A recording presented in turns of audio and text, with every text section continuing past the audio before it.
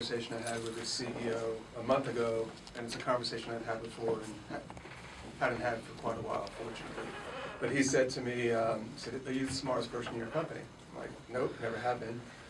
And he said, "Well, I am. You have to be the CEO."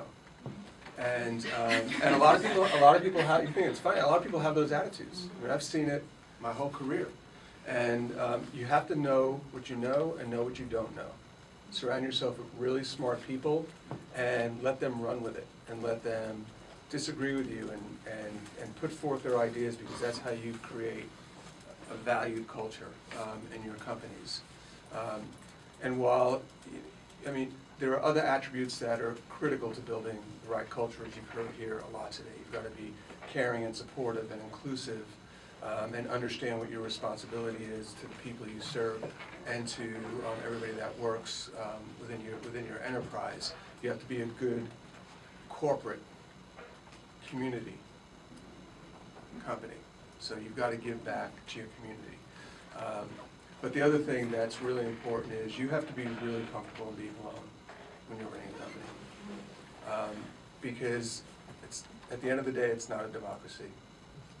And there are going to be times where you're going to just be sitting in a room and you've got to make that final decision. You've got all this great input, but there isn't always going to be consensus. And if you've surrounded yourself with really smart people, then that means inherently that you've got really good reasons that people aren't agreeing with each other.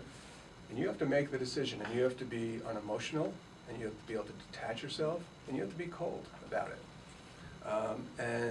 So having a comfort level with being able to sort of have those points in time where you can be alone and then be able to turn that off, and you go back out and you want everybody to rally around it. And I think as long as you've got the right environment and everybody's giving their input, they get it. They get that. They're not all sort of going to have it their way, and you've got to make that ultimate decision. But I think that's a really important characteristic that sometimes goes unmentioned, because we do all want to come across, if we're good leaders, as being compassionate and inclusive and all that kind of stuff, but you've got to have that I'm going to get business done mentality.